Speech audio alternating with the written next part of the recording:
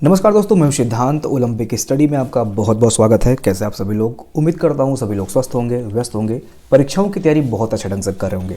So friends, इस chapter में हम लोग वाहनों से होने वाले उत्सर्जन एवं उनसे जन स्वास्थ्य पर पड़ने वाले प्रभाव को डिस्कस करने वाले हैं। जो भी छात्र यहाँ पर नए हैं, मैं उनको बता दूं कि इन्फोर्समेंट कांस्टेबल का 2 बैच ऑलरेडी एप्लीकेशन पर रन हो रहा है। अगर आप लोग बैच में इनरोल करना चाहते हैं तो आप सभी लोग कमेंट सेक्शन चेक कर लीजिए, वहाँ पे आपको एप्लीकेशन का लिंक दिया हुआ है। एप्लीकेशन आप लोग डाउनलोड कर लीजिए, किसी भी बैच में आप लोग इनरोलमेंट ले सकते हैं। ठीक है, तो आज के टॉपिक को पढ़ने से पहले मैं आपको बता दूं कि ये सेकंड पार्ट का सेकंड टॉपिक है। इसके पहले हम लोगों ने इलेक्ट्रिक वाहनों की उपयोगिता और उसके प्रभाव के बारे में अच्छे से डिटेल में डिस्कस कर रखा है। ठीक है, तो आप सभी लोग एप्लीकेशन से जुड़ जाएं, क्लासेस वहीं पे चल रही हैं।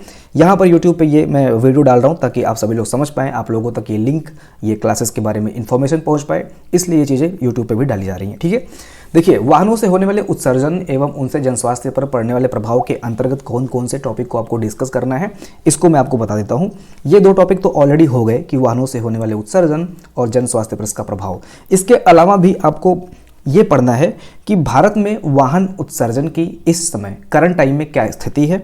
इसके बाद में आपको पढ़ना है कि वाहन उत्सर्जन जो पर्यावरण प्रदूषण में अपना योगदान देते हैं, इसको कम करने के लिए गवर्नमेंट के द्वारा कौन कौन सी स्कीम्स चलाई जा रही हैं या कौन कौन सी पहलें गवर्नमेंट के द्वारा स्टेप्स कदम उठाए गए हैं, ये आपको पढ़ना है। ठीक है, इसके बाद में उत्सर्जन परीक्षण की जो भारत में प्रमुख विधियां हैं, ये हम लोग देखेंगे।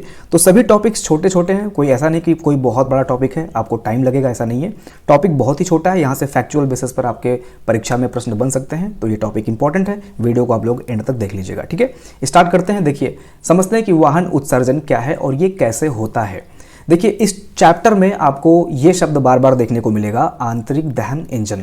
तो पहले ये समझते हैं कि आंतरिक दहन इंजन क्या होता है। आंतरिक का मतलब आपको पता है क्या है? आंतरिक का मतलब होता है अंदर। ठीक है, यानी कि कोई भी चीज़ है उसके अंदर का जो प्रोसेस है उसको हम लोग आंतरिक बोल देते हैं। ठीक है, तो समझ लो कि ये आपकी गाड़ी हो गई। गाड़ी के अंदर आपको पता है कि इंजन लगा होता है, इंजन में कार्बोरेटर लगा होता है, और यही इंजन के अंदर जो है ये पेट्रोलियम, जिसको हम लोग डीजल या पेट्रोल बोलते हैं, ये पाइप के माध्यम से आता है और यहीं पर दहन प्रक्रिया संपादित होती है। अब चूंकि ये अंदर संपादित हो रही है, इसलिए हम लोग इसको बोलते हैं आंतरिक दहन इंजन। ठीक है, तो ये डीजल या पेट्रोल पाइप से होकर अंदर आया इंजन में, ये वायु की उपस्थिति में जलता है। ध्यान रखिएगा, अपने आप नहीं जलेगा, यहाँ पर जो भी प्रोसेस होता है उसमें वायु का होना उपस्थित अनिवार्य है, मेनली ऑक्सीजन का। ठीक है, ऑक्सीजन की उपस्थिति में ये जलता है और फिर क्या होता है, यहाँ से धुआं निकलता है। ठीक है, धुआं निकलता है, और ये धुआं आपने देखा होगा कि कभी कभी किसी गाड़ी में बहुत ज़्यादा निकलता है, किसी गाड़ी में कम निकलता है। तो कोशिश ये रहती है कि जो धुआं निकलता है ना, ये काफ़ी कम निकले, ताकि पर्यावरण जो प्रदूषण है या जन स्वास्थ्य पर जो प्रतिकूल प्रभाव इसका पड़ता है वो कम से कम हो सके। ठीक है, तो जो गाड़ी जितना अधिक धुआं छोड़ेगी वो पर्यावरण को उतना ही ज़्यादा प्रदूषित करेगी, और गवर्नमेंट इसी पे रोक लगाना चाहती है कि कम से कम धुआं निकले। इसके लिए बहुत सारे पहल और कदम उठाए जा रहे हैं, जिसमें आपका जो ये हाइड्रोजन चलित बसें हैं इसको यूज़ की जा रही हैं, प्लस जो इलेक्ट्रिक बाइक्स हैं या इलेक्ट्रिक गाड़ी आ रही है इनको बढ़ावा दिया जा रहा है। तो कई सारे स्टेप्स गवर्नमेंट के द्वारा उठाए जा रहे हैं, इसको हम लोग आगे देखेंगे। ठीक है, तो आपने ये समझ लिया कि आंतरिक दहन क्या होता है। वायु और ईंधन का मिश्रण जो है ये इंजन के अंदर दहन होता है, इससे धुआं निकलता है, और इस धुएं में कई सारी गैसेस होती हैं, मेनली CO2। ठीक है, मेनली कौन सी गैस होती है इसमें? CO2। ठीक है, ये क्या होता है, ये ऑक्सीजन में जाता है और इन्वायरमेंट को गर्म करता है। यही चीज़ आपको इस चैप्टर के अंतर्गत पढ़ना है, और जो इस पर जन स्वास्थ्य पर प्रभाव पड़ता है ये आपको देखना है। ठीक है, तो आपने देखा कि इसमें जो गैस निकलता है इसमें CO2 होता है। इसके अलावा भी कई सारी गैसेस होती हैं, जैसे आपका नाइट्रोजन ऑक्साइड हो गया और कई सारे अन्य पार्टिकल्स होते हैं। ठीक है, अब देखिए यहाँ पर जो दूसरा पॉइंट मेंशन किया गया है, इसमें क्या लिखा हुआ है, कार्बन डाइऑक्साइड, नाइट्रोजन ऑक्साइड और अन्य कण पदार्थ वाहन निकास उत्सर्जन का एक बड़ा हिस्सा बनते हैं। इनमें से कुछ ग्रीन हाउस गैसें हैं जो पूरी दुनिया में हवा की गुणवत्ता खराब करने के लिए जिम्मेदार हैं।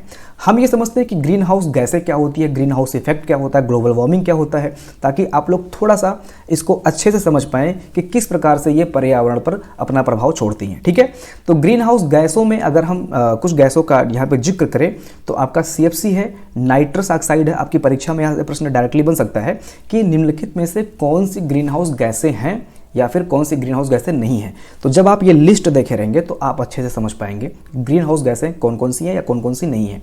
तो CFC है, नाइट्रस ऑक्साइड है, जलवाष्प है, मीथेन है, ओजोन है, HFC है, ठीक है। HFC मीन्स हाइड्रोफ्लोरोकार्बन, ठीक है, बाकी आप समझते ही हैं।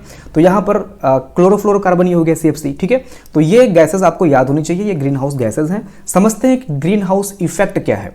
देखिए, आपको पता है कि जो हमारा अर्थ है, पृथ्वी है, इसका गर्म होना जरूरी है, ठीक है। अब कितना गर्म होना जरूरी है ये मैं आपको बताता हूं। देखिए, जो यहाँ पर नेचुरल गर्म होता है वो 50 डिग्री होता है, ठीक है, 15 डिग्री होता है। अगर 15 डिग्री है यहाँ पे गर्मी, ठीक है, आसपास, तो ये पृथ्वी के लिए और हमारे लिए बहुत अच्छा है, ठीक है। और पौधों के लिए भी अच्छा है, पौधे यहाँ पे ग्रोथ करेंगे, यहाँ पर इन्वायरमेंट जो होगा वो सर्वाइवल होगा, ठीक है। लेकिन जब 15% से ज़्यादा टेम्परेचर बढ़ने लगता है, अब बहुत ज़्यादा बढ़ेगा तो वो दिक्कत है। तो वही क्या करता है, मैं आगे बताता हूँ क्या है। तो आपने देखा कि जो पृथ्वी है, इसका 15% टेम्परेचर जो है ये मानव के लिए, जंतुओं के लिए, पौधों के लिए, हमारे जीवन के लिए ज़रूरी है, ठीक है। 15% टेम्परेचर, 15%, ठीक है। लेकिन क्या होता है कि ये जो गैसेस निकलती हैं मेनली व्हीकल से, और भी कई सारी कंपनियों से, कई जगह से ये गैसेस निकलती हैं, लेकिन मेनली जो ग्लोबल वार्मिंग है, जो जो ग्रीन हाउस गैसेस हैं, वो मेनली व्हीकल से निकलती हैं, ठीक है। तो ये समझ लो हमारा अर्थ है। इस आप फिगर को अच्छे से समझ लीजिए, इसके बाद में कोई यहाँ पे डाउट नहीं रह जाएगा। ये हमारा अर्थ है, ठीक है, ये हमारा अर्थ है। यहाँ से हम लोगों ने ग्रीन हाउस गैसेज छोड़ दी। ग्रीन हाउस गैसेज यहाँ से हमने छोड़ी, CFC छोड़ा, नाइट्रस ऑक्साइड छोड़ा, कार्बन डाइऑक्साइड छोड़ा, जलवाष्प छोड़ा, ठीक है। छोड़ने के बाद क्या होता है, गैसेज जो होती हैं वो हल्की होती हैं, तो ये ऊपर उठती हैं। ऊपर उठने के बाद में पर्टिकुलर किसी जगह पे जाके ये रुकती हैं और एक क्या करती हैं, वहाँ पे लेयर क्रिएट करती हैं, ठीक है, लेयर क्रिएट करती हैं। अब सन से जो विकिरण आता है, तो कुछ विकिरण तो आपका अंतरिक्ष में ही सोख लेता है। 30% जो सन का विकिरण है या गैसेज वगैरह जो होती है, जो पार्टिकल्स होते हैं, वो अंतरिक्ष में ही विलीन हो जाते हैं। लेकिन 70% जो यहाँ से सन लाइट आती है वो अर्थ पे आती है। अब अर्थ क्या करती है, अर्थ पे जब पड़ती है ये तो रिफ्लेक्ट होती हैं, ठीक है, रिफ्लेक्ट होती है। ऐसे करके यहाँ पे पड़ने के बाद में ये रिफ्लेक्ट होती हैं। अब अगर ये गैसेज यहाँ पे उपस्थित नहीं होती हैं तो जितना यहाँ पे गर्मी चाहिए होता है उतना यहाँ पे टेम्परेचर बन जाता है, ठीक है। भाई टेम्परेचर जरूरी है, मैंने आपको बताया कि 15% टेम्परेचर जरूरी है यहाँ पे सर्वाइवल के लिए, ठीक है, मानव जीवन के लिए, ठीक है, पौधों के जीवन के लिए। लेकिन यहाँ पर क्या होता है, इन गैसेस की वजह से, जैसे ये रिफ्लेक्ट होकर अंतरिक्ष में अगेन चली जाती हैं, लेकिन इन गैसेस की वजह से क्या होता है, ये रिफ्लेक्ट होने नहीं पाती हैं, ठीक है। ये फिर क्या होता है, ये अर्थ पे अगेन आ जाती हैं, ठीक है। ये यहाँ से गई, फिर इस लेयर की वजह से ये जो गैसेज है जो जमी हुई हैं ऊपर, इनकी वजह से ये फिर से अगेन अर्थ पे आती हैं, ठीक है। और यहाँ पे क्या होता है, यहाँ पे टेम्परेचर आपका इंक्रीज होता है, ठीक है। जब टेम्परेचर आपका इंक्रीज होगा तो जो पर्वतों पे ग्लेशियर होंगे, ठीक है, वो पिघलेंगे, ठीक है। वो पिघल के फिर क्या हो गए, वो पानी के फॉर्म में होंगे, नदियों में बाढ़ आएगा, समुद्र में जो जलस्तर है वो ऊपर उठेगा। कई सारे देश जो द्वीपीय देश है, जैसे लक्षद्वीप हो गया, मालदीव हो गया, या हमारा मुंबई तट हो गया, ठीक है, जो द्वीपीय और तटीय राज्य और देश है, उनके डूबने की संभावना बहुत ज़्यादा बढ़ जाती है। और भी कई सारे आपको यहाँ पर डिसएडवांटेज और प्रकोप प्रकृति का आपको देखने को मिलता है। इसी को बोलते हैं ग्लोबल वार्मिंग, ठीक है। जब यहाँ पे पूरा अर्थ गर्म होने लगता है, इसी को हम बोलते हैं ग्लोबल वार्मिंग, ठीक है। और ये जो नॉर्मल था, जो 15% आपका टेम्परेचर बनता है, इसको हम लोग बोलते हैं ग्रीन हाउस इफेक्ट। कोई दिक्कत नहीं है, ग्रीन हाउस इफेक्ट आपने देखा भी होगा, जब आपने छोटी क्लास में रहे होंगे तो एक कमरे में बताया जाता है कि शीशे का जार होता है, उसमें पौधा रखा जाता है, ठीक है। एक नॉर्मल टेम्परेचर यहाँ पे रोका जाता है जिससे पौधा ग्रोथ करने लगता है। तो वो चीज़ें सर्वाइवल के लिए आवश्यक है। लेकिन जब चीज़ें तापमान बढ़ने लगे, बहुत ज़्यादा बढ़ने लगे, ठीक है, और ये देखा जाए कि यहाँ पे कई सारे रोग वगैरह भी मनुष्य को होने लगता है, जीवन दुर्लभ हो जाता है, स्किन कैंसर, ठीक है, बहुत सारे डिसीज होने लगते हैं। तो ये क्या है, ये ग्लोबल वार्मिंग है और ये टेम्परेचर बढ़ रहा है, ठीक है। तो ये होता है green house gas effect, global warming. ये सारी प्रक्रिया मैंने आपको समझा दी है, ठीक है। आगे बढ़ते हैं। देखिए आगे आपको क्या क्या देखना है। वाहन उत्सर्जन क्यों खतरनाक है, यहाँ से विषाक्त उत्सर्जन होता है, ठीक है। विषाक्त उत्सर्जन का मतलब ये जो गैसेस होती हैं, कण होते हैं इसमें, ये विषैले होते हैं, इसमें पर्टिकुलर मैटर्स जो होते हैं ये ठोस होते हैं। जब आप सांस लेते हैं, ठीक है, आप सांस लेते हैं तो ये ठोस तो होते हैं लेकिन बहुत छोटे होते हैं। जो आपका बाल है, ठीक है, जो ह्यूमन हेयर है, बाल है, उससे भी 100 गुना पतले होते हैं, ठीक है। तो आप लोग देख नहीं पाते हैं और आपके नाक के माध्यम से ये आपके अंदर जाते हैं, फेफड़े पे जाते हैं और कई सारे आपको डिसीजेज देते हैं वहाँ पे, ठीक है। तो देखते हैं यहाँ पे क्या लिखा हुआ है। पर्टिकुलर मैटर्स हवा में मौजूद ठोस कणों और तरल बूंदों का एक संयोजन है, जो मैंने आसान भाषा में आपको समझा दिया। ठोस कण भी होते हैं, तरल बूंदें भी हो सकती हैं। सबसे पहले वे वायुमंडलीय धुंध में योगदान देते हैं। ऑब्वियस सी बात है, आपने देखा होगा जब पटाखे फूटते हैं तो वहाँ पे जो कण होते हैं वो तो मोटे होते हैं, इनकी अपेक्षा वो मोटे होते हैं। तो वहाँ पे भी देखा होगा आप लोगों ने, जब सुबह आप सो के उठते हो तो बहुत धुंध जमा होता है, तो वो जो धुंध जमता है वो इससे भी जमता है, ठीक है। तो ये वायुमंडलीय धुंध में योगदान देते हैं, ये जो पर्टिकुलर मैटर होते हैं। और दूसरे, ये कण आपके फेफड़े को नुकसान पहुंचा सकते हैं और आपके रक्त प्रवाह में प्रवेश कर सकते हैं। जब फेफड़े में पहुंच गए तो फिर रक्त प्रवाह में भी पहुंचेंगे, हार्ट में भी पहुंचेंगे, ठीक है। और ये आपको फाइनली नुकसान पहुंचाएंगे, ठीक है। अब इसमें जो विषाक्त कण निकलते हैं उनमें आपका कणिका तत्व हो गया, जो कि ठोस और तरल दोनों में होता है। इसके बाद में आपका CO है, कार्बन मोनोऑक्साइड। ध्यान रखिएगा कि कार्बन डाइऑक्साइड और कार्बन मोनोऑक्साइड में अंतर है। कार्बन डाइऑक्साइड का जो फॉर्मूला होता है वो CO2 होता है और कार्बन मोनोऑक्साइड का जो फॉर्मूला होता है वो CO होता है। कार्बन डाई का मतलब होता है दो, मोनो का मतलब होता है एक, ठीक है। तो यहाँ पे जो दो एटम है ये मिलकर कार्बन डाइऑक्साइड बनता है और यहाँ पर एक एटम है, ठीक है। तो ये मोनोऑक्साइड हो गया, ऑक्सीजन का एक एटम और ऑक्सीजन का यहाँ पे दो एटम, ठीक है। ऐसे आप ध्यान रखिएगा। तो यहाँ पर कार्बन मोनोऑक्साइड भी निकलता है। कार्बन मोनोऑक्साइड का उत्पादन तब होता है जब एक ऑटोमोबाइल या व्हीकल में पेट्रोल और डीजल जैसे ईंधन की खपत होती है। CO यानी कि कार्बन मोनोऑक्साइड युक्त हवा में सांस लेने से हृदय और मस्तिष्क जैसे महत्वपूर्ण अंगों पर प्रतिकूल प्रभाव पड़ता है, ठीक है। पर्यावरण संरक्षण एजेंसी ने यह घोषणा किया है कि शहरों में 95% CO जो उत्सर्जन होता है वो मोटर वाहन से होता है। ध्यान रखिएगा, ये इंपॉर्टेंट है कि 95% जो कार्बन मोनोऑक्साइड का उत्सर्जन होता है वो मोटर वाहन से ही होता है, ठीक है। इसके बाद में जो आपका नेक्स्ट है ये है नाइट्रोजन डाइऑक्साइड, ठीक है। CO2 के बारे में हमने देखा ही, इसके बाद में हमने देखा पार्टिकुलर मैटर, इसके बाद में हमने देखा CO, इसके बाद में नाइट्रोजन डाइऑक्साइड। जब ईंधन जलाया जाता है तो नाइट्रोजन और ऑक्सीजन मिलकर नाइट्रोजन डाइऑक्साइड बनाते हैं। ऑटोमोबाइल, ट्रक, बस और ऑफ रोड उपकरण से उत्सर्जन नाइट्रोजन डाइऑक्साइड का उत्पादन करते हैं। NO2 की उच्च मात्रा वाली हवा में सांस लेने से श्वसन प्रणाली को नुकसान होता है, ठीक है। ये आप समझ लीजिए। इसके बाद में हम देखते हैं ग्रीन हाउस गैसें और जलवायु परिवर्तन। जैसा कि हमने आपको डिटेल में समझा दिया इसके बारे में, तो ये पढ़ने की ज़रूरत नहीं है, फिर भी एक बार देख लेते हैं।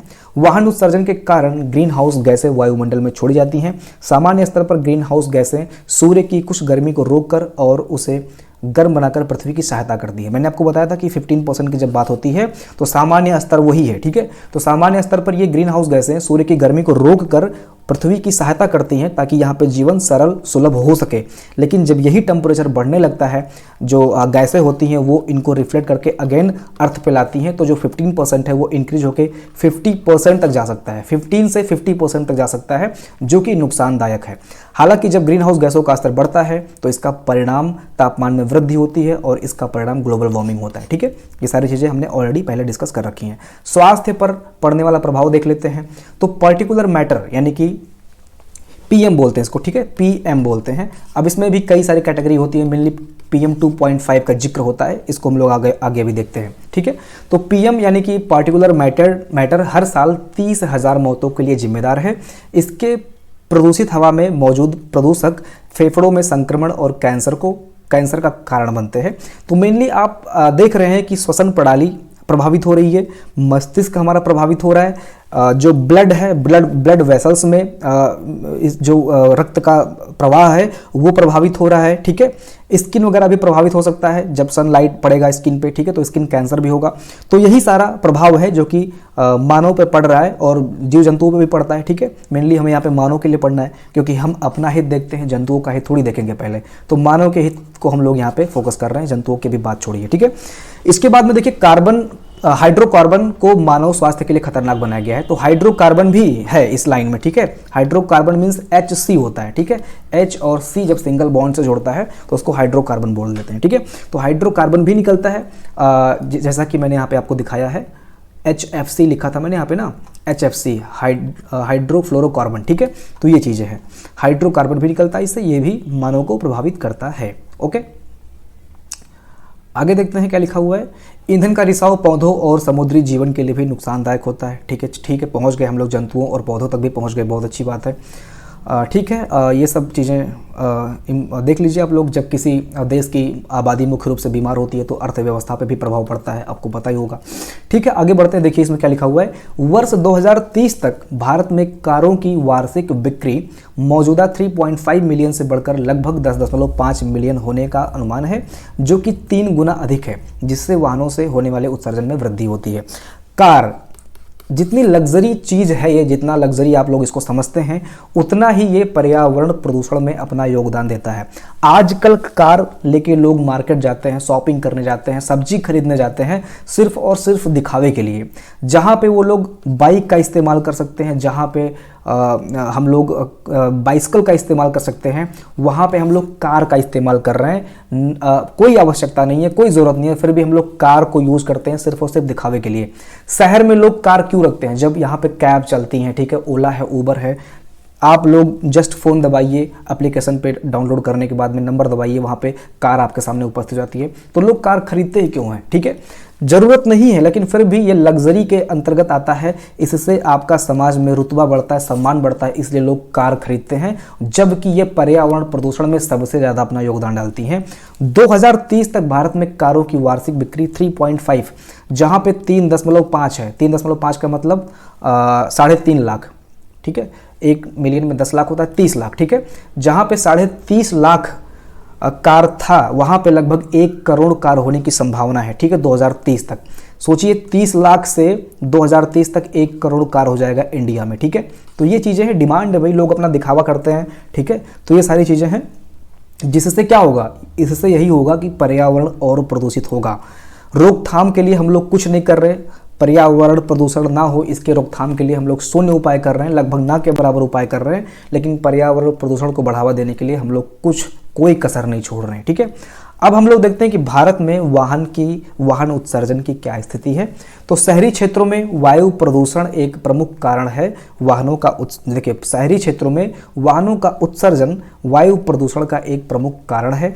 अध्ययनों के अनुसार पता चला है कि वाहन हर वर्ष PM 2.5 के लगभग 290 गीगाग्राम का उत्सर्जन करते हैं। तो मैंने आपको बताया, वही PM का मतलब है पर्टिकुलर मैटर, जो कण निकलता है धुएं से, उसी की बात हो रहा है। तो हर वर्ष धुएं से लगभग PM 2.5 का जो उत्सर्जन होता है वो 290 गीगाग्राम होता है। ठीक है, बहुत ज़्यादा है। तो ये अध्ययन से पता चला है, ये भी आप लोग याद रखेंगे कि हर वर्ष PM 2.5 290 गीगाग्राम उत्सर्जन होता है। ठीक है, PM 2.5 उन कणों को संदर्भित करता है जिनका व्यास 2.5 माइक्रोमीटर से कम होता है। तो अगर आपके परीक्षा में प्रश्न बनता है कि PM 2.5 किसको निरूपित करता है, तो इसका व्यास जो होता है, मतलब ऐसे, व्यास का मतलब त्रिज्या नहीं, व्यास का मतलब ये पूरा वाला, ये 2.5 mm इसका व्यास होता है, या इससे कम होता है, इसी को हम बोलते हैं PM 2.5 कण। ठीक है, जो कि मानव के बाल की तुलना में 100 गुना अधिक पतला है और लंबे समय तक ये जो है इन्वायरमेंट में रह सकता है। ठीक है, साथ ही भारत में कुल ग्रीन हाउस गैस उत्सर्जन का लगभग 8% परिवहन क्षेत्र से होता है और दिल्ली में यह सबसे अधिक 30% है। समझते हैं क्या लिखा हुआ है।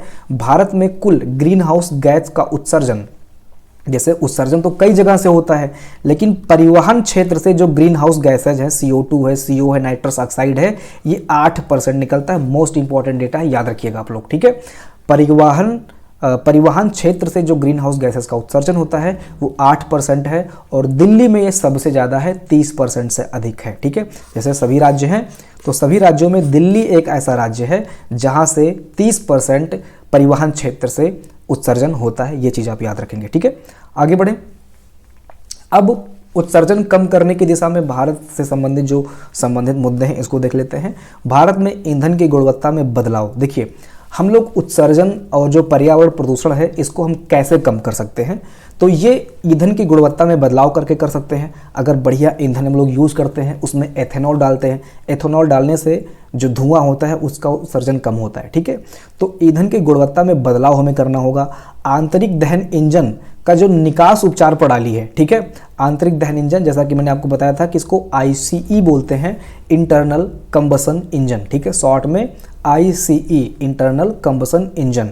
तो ICE की जो निकास उपचार प्रणाली है, जो टेक्निक है, जिससे धुआं निकलता है, ठीक है, वहाँ पे हम लोग कुछ अच्छा करें, ईंधन में बदलाव करें और विद्युतीकरण और हाइड्रोजन से चलने वाले वाहनों की दिशा में कदम उठाएं। यानी कि हम लोग जो विद्युत या इलेक्ट्रिक बसें हैं या बाइक्स हैं उनका यूज़ करें, हाइड्रोजन से चलने वाली बसों को, वाहनों को इस्तेमाल में लाएं और इस तरह से जो है हम उत्सर्जन को कम करने की दिशा में कदम उठा सकते हैं। और भारत में यही चीज़ें अभी चल रही हैं, बहुत कम मात्रा में है लेकिन हाँ प्रोसेस में है, ठीक है। देखिए यहाँ पर लेकिन एक बात और निकल के आ रहा है कि इतनी जल्दी से चीज़ें ख़त्म नहीं होंगी। जो ये ICE इंजन है यानी कि आंतरिक दहन इंजन है, ये 2040 तक रहेगा, ठीक है। 2040 तक हम इसको नहीं हटा सकते हैं। 2040 के बाद में वो टाइम आएगा एक टाइम पर कि सारी की सारी लगभग बसें, व्हीकल्स, कार जो भी हैं वो सब इलेक्ट्रिक हो जाएंगी। लेकिन 2040 तक ICE इंजन का पर्याप्त हिस्सेदारी होने की संभावना है, ठीक है। इसके लिए न केवल उत्सर्जन मानकों को सख्त करने की आवश्यकता है बल्कि विश्व में उत्सर्जन को कम करने हेतु वाहनों के परीक्षण के लिए तकनीकी मानकों में संशोधन की भी आवश्यकता है।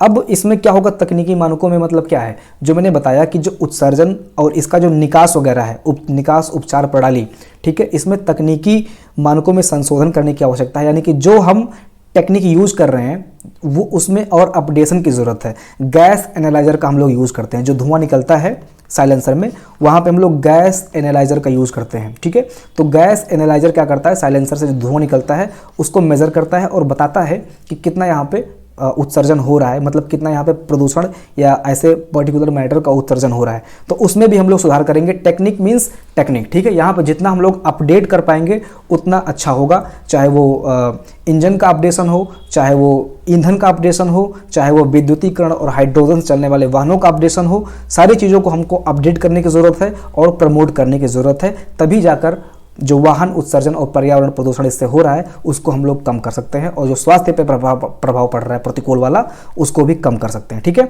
अब देखिए भारत द्वारा तैयार की गई परीक्षण विधियां कौन कौन सी हैं इसको देख लेते हैं। तो भारत द्वारा तैयार की गई परीक्षण विधियों में मेनली स्टार्टिंग में IDC मॉडल तैयार किया गया था, ठीक है। IDC मॉडल तैयार किया गया था जिससे हम लोग वाहनों का परीक्षण करते हैं सड़कों पर। देख लेते हैं कि IDC मॉडल क्या है, इसका फुल फॉर्म भी आप लोग याद रखिएगा, इंडियन ड्राइव साइकिल, ठीक है। इसको हम लोग बोलते हैं IDC। तो इंडियन ड्राइव साइकिल व्यापक सड़क परीक्षणों के आधार पर भारत में वाहन परीक्षण और प्रमाणन हेतु तैयार किया गया पहला ड्राइविंग साइकिल था। तो ये आप याद रखेंगे कि पहला ड्राइविंग साइकिल कौन सा था, इंडियन ड्राइव साइकिल, ठीक है। ये क्या करता था, सड़कों पर परीक्षणों का आधार बनता था, वाहनों का परीक्षण करता था। किंतु IDC के तहत उन सभी जटिल ड्राइविंग स्थितियों को शामिल नहीं किया गया था जो प्रायः आमतौर पर भारतीय सड़कों पर देखी जाती है। इसलिए IDC को अपडेट किया गया और IDC को अपडेट करने के बाद में इसको MIDC बनाया गया, मॉडिफाइड इंडियन ड्राइव साइकिल, ठीक है, जो कि new European cycle driving cycle के समान है। तो आपकी परीक्षा में प्रश्न बन सकता है कि इनमें से कौन सा जो मॉडल है या ड्राइव साइकिल है वो न्यू यूरोपियन ड्राइविंग साइकिल के समान था, ठीक है, या उस न्यू यूरोपियन ड्राइविंग साइकिल के मॉडल को अपनाता है, तो आपका MIDC होगा, मॉडिफाइड इंडियन ड्राइव साइकिल, ठीक है। कुछ इस तरह से छोटे मोटे घुमाव करके आपकी परीक्षा में प्रश्न पूछ सकता है, ठीक है, इसलिए मैं बता रहा हूँ। तो न्यू यूरोपियन, चूंकि बार बार ये नाम आया है, मैं यहाँ पे जब डेटा रिसर्च कर रहा हूँ, तो न्यू यूरोपियन ड्राइविंग साइकिल ये काफ़ी ज़्यादा महत्व रखता है। तो अब जब न्यू यूरोपियन ड्राइविंग साइकिल महत्व रखता है और उसी की तरह MIDC भी है, तो यहाँ से ये प्रश्न बन सकता है MIDC और NEDC दोनों समान है, ये आप याद रखिएगा, ठीक है। MIDC के तहत व्यापक ड्राइविंग मोड शामिल है और यह IDC की तुलना में बेहतर है। साथ ही MIDC व्यवहारिक दुनिया में ड्राइविंग के दौरान देखी गई विभिन्न स्थितियों को काफ़ी बेहतर ढंग से कवर करता है, ठीक है। अब MIDC को भी अपडेट किया गया, इसमें भी कुछ कमियां थी, ठीक है। हालांकि सुधारों के बावजूद MIDC अभी भी यातायात घनत्व, भूमि उपयोग पैटर्न, सड़क बुनियादी अवसंरचना और खराब यातायात प्रबंधन में भिन्नता के कारण ऑन रोड स्थितियों के दौरान वाहनों के उत्सर्जन का पर्याप्त रूप से प्रतिनिधित्व नहीं कर पा रहा है, ठीक है।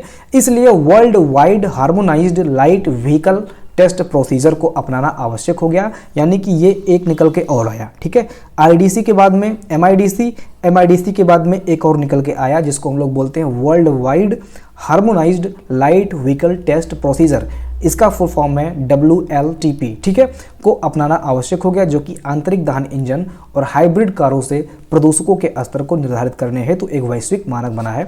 तो ये क्या है, परीक्षा में प्रश्न बनता है कि वैश्विक मानक कौन सा है, तो world wide harmonised light vehicle test procedure. ठीक है, तो ये क्या है, ये भारत द्वारा तैयार की गई परीक्षण विधियां हैं, जिसमें IDC है, MIDC है और WLTP है। और MIDC मॉडल जो है ये new European driving cycle model पर आधारित है, ये आप याद रखने वाले। ठीक है, आगे बढ़ें। इसके बाद में है भारत में उत्सर्जन कम करने के प्रमुख पहले। अब इसमें आपको पता होगा आपके टाइम पे ये चीज़ें बंद हुई हैं, जो भारत स्टेज है जिसको हम लोग BS बोलते हैं। ठीक है, BS मीन्स भारत स्टेज। ये भारत स्टेज 1 2 3 4, तो 4 से हम लोगों को याद है। ठीक है, देखिए यहाँ पर भारत स्टेज 4th से भारत स्टेज 6th उत्सर्जन मानदंडों में बदलाव। तो ये बहुत ही महत्वपूर्ण है, ये डेट आप लोग याद रखिएगा। ठीक है, देखिए भारत चरण हिंदी में